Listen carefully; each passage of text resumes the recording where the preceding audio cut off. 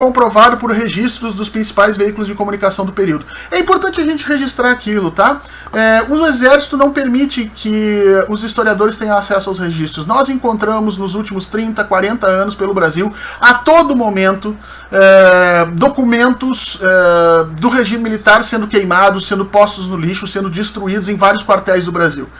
E até hoje, o regime militar, eu acho que nós vivemos, inclusive, algo muito próximo de um regime militar, mas até hoje os militares não permitem que nós tenhamos acesso efetivo a esses documentos. O pessoal que estuda efetivamente o regime militar faz um trabalho brilhante com as pouquíssimas fontes que nos dão a condição de conhecer. O Exército devia botar um pouco a mão na consciência, e já que ele quer tanto transformar a história brasileira, que efetivamente ele pudesse dar acesso aberto a todas as fontes que ainda existem catalogadas como secretas ou últimas ultra secretas dentro dos seus arquivos, e parar de destruir documentos, tá? Parar de jogar essas coisas fora, porque isso é história brasileira e isso é crime.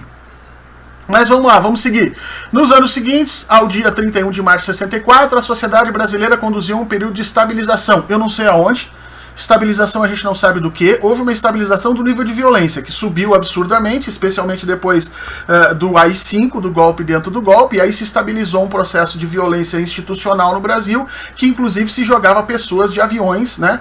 Como diz o nosso fascista presidente, levava-se pessoas para a ponta da praia para matar lá, que era assim que eles desovavam os corpos, né? Então, estabilização absurda. Segurança, a gente tem que perguntar segurança para quem? Certamente a classe média branca de algumas cidades, de algumas capitais do Brasil, podiam dormir um pouquinho com mais segurança, porque afinal de contas você tinha tanques e militares nas ruas, mas ao longo do resto do país, ou pelo resto do país, você não tinha segurança nenhuma, os conflitos no campo se acirram, você passa a ter uma série de aumento da violência urbana em função da pobreza que o Brasil vai exercer, há uma diminuição radical do valor da mão de obra, um empobrecimento gigantesco do Brasil, um processo de concentração de renda brutal, e a criação de políticos como, por exemplo, Paulo Salim Maluf, que é eleito direto de lá, José Sarney, que sai exatamente dos porões da ditadura militar. É isso que os militares fizeram com a gente.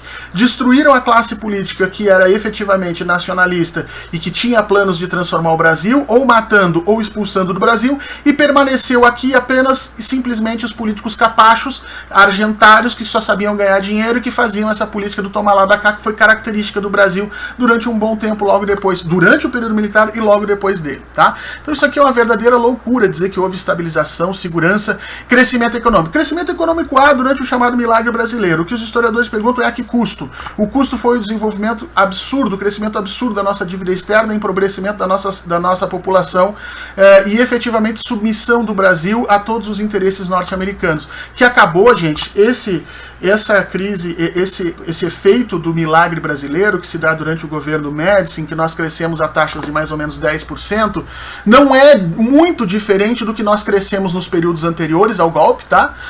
Desde a década de 50, se você pegar uma média, a média do crescimento brasileiro de 50 até 64 é em torno de 9% ao ano. Durante o chamado milagre brasileiro do Médici, nós temos aí uma taxa de crescimento em torno de 10 ou 11% ao ano, portanto não é muito diferente, e antes do golpe nós tínhamos democracia, tá?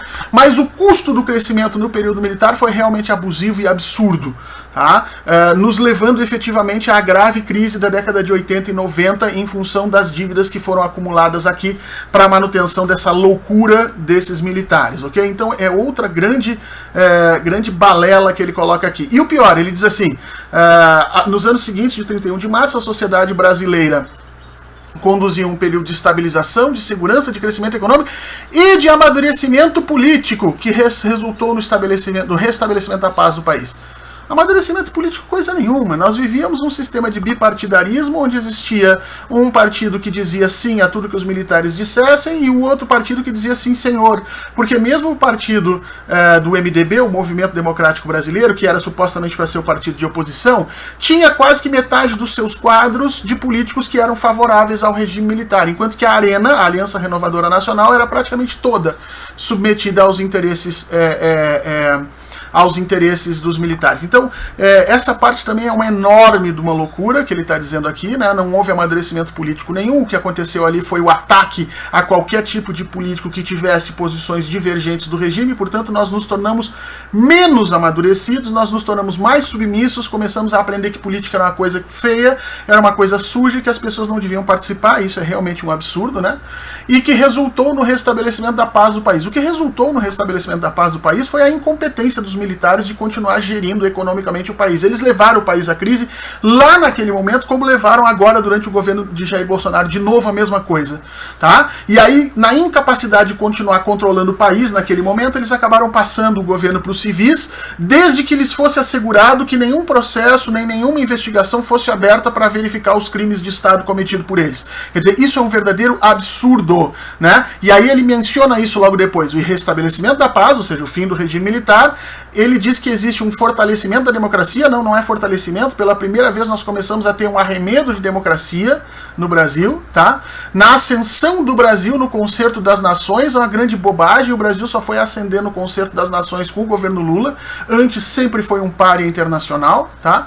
E na aprovação da anistia ampla, geral e restrita pelo Congresso Nacional. Essa parte é uma parte importante. Os militares exigiram efetivamente que o regime civil aprovasse uma lei isentando de responsabilidade todos os agentes de Estado que tinham cometido atrocidades durante o regime militar, tá ok? Isso é a chamada lei da anistia. Supostamente, junto disso, eles estavam também anistiando os, abre aspas, criminosos do regime militar. Gente que efetivamente perdeu a vida tentando trazer de volta a democracia contra um regime ilegal, autoritário, ditatorial, que promoveu histórias terríveis de tortura e de violência no Brasil, tá? Então, supostamente, pra gente, né, fazer uma certa justiça, então nós vamos perdoar os militares e perdoar os opositores. Só que os militares viveram até os seus 70, 80 anos, morrendo velhos aí, né, velhos, fazendo xixi nas calças, visitando o clube militar brasileiro, é isso que eles conseguiram fazer, ganhando seus salários até o final da vida, enquanto que o outro lado, como eles costumam dizer, muitas vezes não se achou nem sequer corpos deles, porque foram mortos, torturados e destruídos durante o regime militar. Então isso é um verdadeiro absurdo. A lei da anistia favoreceu quase que exclusivamente aos interesses militares, e é por isso que existem vários movimentos hoje de pessoas do Ministério Público, de juízes, de movimentos de direitos humanos, tentando retomar isso e dizendo que não é possível a gente simplesmente invisibilizar os crimes de Estado na ditadura militar, e tentando reverter isso. Essa é, inclusive, uma das coisas que levaram os militares a dar um golpe em 2016 junto com Michel Temer em cima de Dilma Rousseff, por causa da Comissão da Verdade. Então isso aqui é uma confissão de culpa que ele está dizendo e não alguma novidade.